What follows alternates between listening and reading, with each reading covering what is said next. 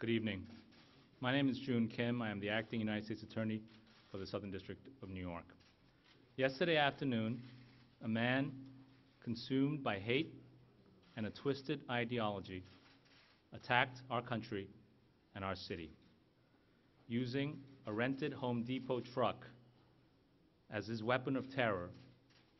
The man sped down West Side Highway and then intentionally plowed his truck into a pedestrian walkway and bicycle path, hitting and running over people who were simply trying to enjoy a sunny afternoon in New York City.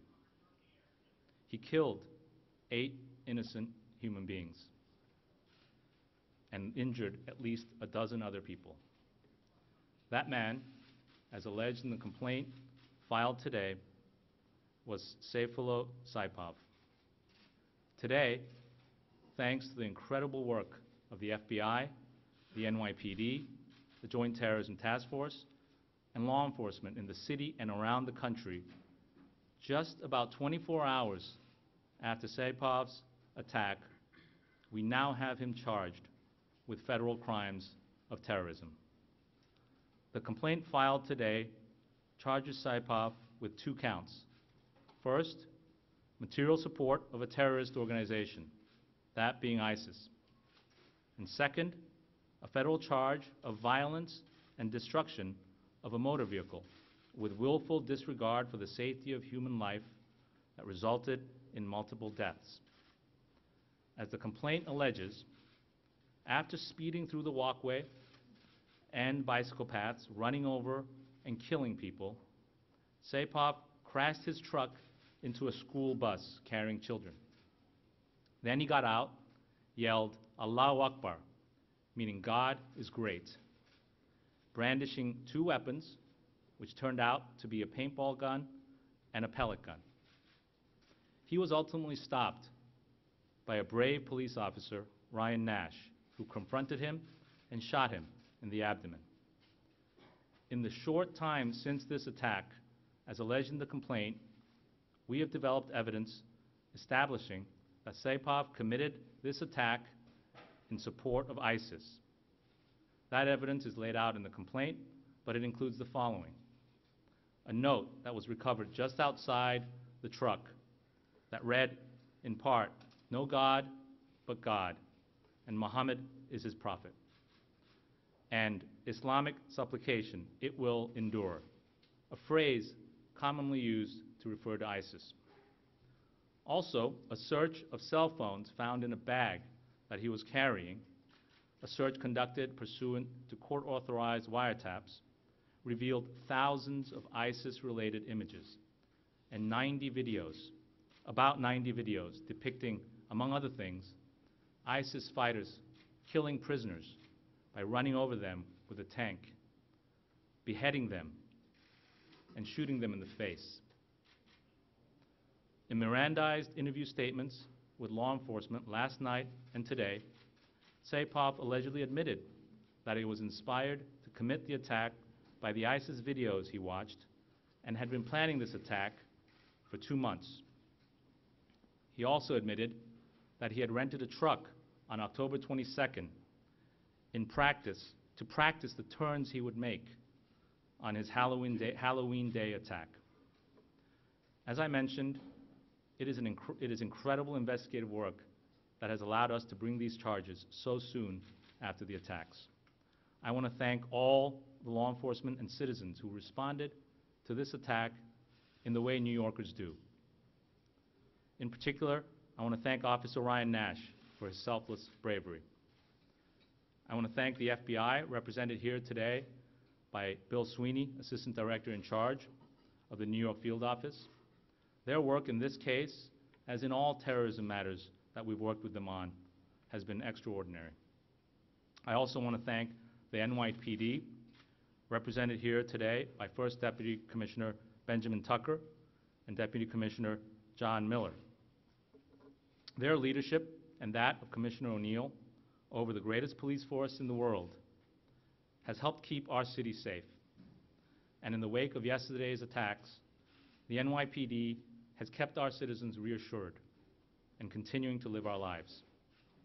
Finally, I want to thank the terrorism prosecutors and investigators in my office who jumped on this immediately and haven't gotten any sleep since. AUSA's Andrew Beatty, Amanda Hull, Matthew LaRoche, who are not here because they're in court at the presentment, and investigators Kevin Song and George Corey, as well as the supervisors of our Terrorism and International Narcotics Unit who are here with me, Sean Buckley and Elon Graff. The folks in that unit, working with the FBI, the NYPD, the JTTF, have a long and unblemished track record of successfully investigating and prosecuting domestic and international terrorists, whether it's the Chelsea bomber, just convicted a few weeks ago on all counts, who will be serving mandatory life in prison, or the other terrorists convicted in our courthouse just down the street in the last few years alone. That list includes the recent convictions by this office after the trial of Salman Abu Ghraib, Osama bin Laden's son-in-law, Abu Hamza, the United Kingdom-based radical cleric, Ahmed al-Gamal, the homegrown ISIS supporter, and Khalid al-Fawaz, one of al-Qaeda's embassy bombing defendants. It is an amazing record of success. Of the 8 innocent people Saipov allegedly killed yesterday, 2 were Americans, and the rest were foreigners visiting New York City. It has been reported that 5 of the victims were childhood friends from Argentina celebrating a high school reunion. Those Argentinian men came here, like the millions of other visitors, to see the sights and spend some time in the greatest city on earth. For the same reasons that millions visit this city and find it so special, alleged terrorists like Saipov view the city as a prime target for their hate-filled crimes. But the thing is, for the alleged terrorists like Saipov, they will find in New York City something else: justice. They will find and have found that law enforcement and everyday people in this city are not afraid of their evil. They see through their false, hateful rhetoric and are committed to bringing them to justice. And that is what we intend to do with Saifullah Saipov. I'd like to bring to the stand now Bill Sweeney, Assistant Director in charge of the FBI. Thanks, Drew. Good evening. For the past 24 hours, hundreds of personnel from the Joint Terrorism Task Force, both on this side of the river and in New Jersey, have been working around the clock, developing and tracking leads and executing searches as we dig deeper into the life and motivations of Saipov. The charges announced this evening, while significant, should be taken as no indication that our work here is over. We will continue to employ all investigative techniques necessary to fully understand his social network and to unearth his motivations. Rest assured, we will not stop until every last lead has been covered. I do have one recent update I'd like you to make you aware of. Earlier, as we came in this evening, we were seeking information about an individual. Many of you in this room received that alert. We are no longer seeking that individual. We believed he had information related to yesterday, but we are not looking for that individual any longer. I would encourage anybody who believes they knew Mr. Saipov or has information about yesterday to proactively contact law enforcement. A reminder to the public that the tip line is 1-800-CALL-FBI with information that may help us in any way. We also have a link set up where you can upload any photos, any videos you may think are relevant. That link is fbi.gov/NYC Tribeca. The NYPD also has their tip line set up at 1-800-577-TIPS. Following the Chelsea attacks in September of last year, I highlighted the importance of an engaged public. Today is no different. I cannot overstate the critical role the public plays in combating these threats. Please remain engaged, be aware, and immediately report suspicious activity to the authorities. In closing, I'd like to thank the partners, especially the hundreds of men and women working on the JTTF, represented by at least 50 agencies on this side of the river alone. Your work has been exceptional. I'd like to thank the U.S. Attorney's Office, June, your team, Ben, Commissioner O'Neill, John Miller, the Fire Commissioner, Dan Nigro, and George Beach from the State Police. The work your men and women have done has been absolutely extraordinary. Thank you. Thanks, Bill. Now I'd like to bring to the podium First Deputy Commissioner Benjamin Tucker.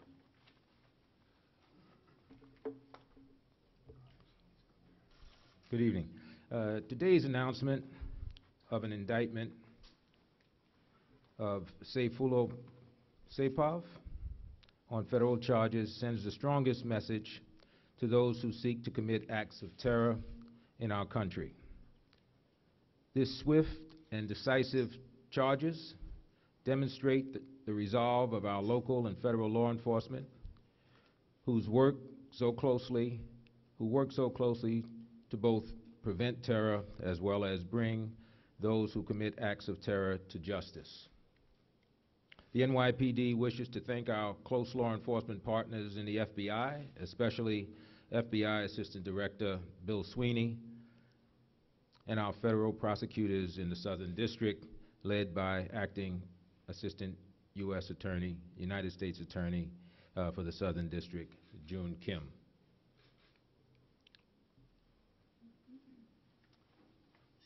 Thank you, First Deputy Commissioner. I'll take a few questions. To clarify, that person you're no longer looking for, is that Mr. Kadyrov? We are no longer looking for the person. The information went out about. That's all I want to say. There's no reason for me to seek a name anymore. We have found him, and I'll leave it at that.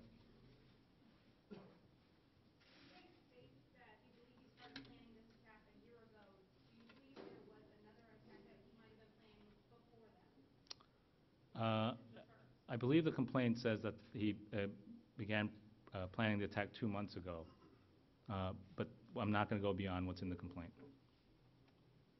The complaint says that he chose Halloween because he wanted to go. Is any indication from him why he chose that spot versus something that may have been even more crowded? Not going to get into any other statements that he made other than what's set forth in the complaint, but the complaint does include an admission that he had done a practice run on October 22nd with his truck. So beyond what's in the complaint for now, I'm not going to go into other statements he may have made. June, are the two charges currently charged, either of them death eligible, and do you expect the government to authorize your office to seek the death penalty? The second charge is death eligible. Violence of the charge? Correct.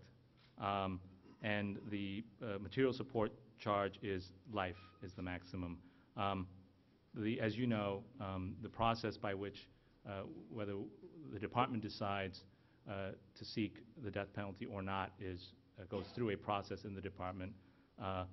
It's also worth noting that this is a complaint. At some point, we will be indicting Mr. Saipov, and that, as we know, we're 24 hours away from the attack. The investigation is very active and ongoing, and the indictment, we will see what counts are charged ultimately in the indictment, and some of them may be death eligible, some of them may have life prisons as the maximum, but the process by which the determination is made for counts that do have death as a maximum penalty, that goes through the process. Yes? Is it possible that he originally intended to hit people on Brooklyn Bridge? Because it mentioned that in the complaint. Or a walkway? Beyond what's in the complaint and his statements, I don't think there's anything else that I can get into. The White House has said that they could consider him an enemy combatant. Is it possible that he could be sent to Gitmo? Is there another process that he could be considered that way?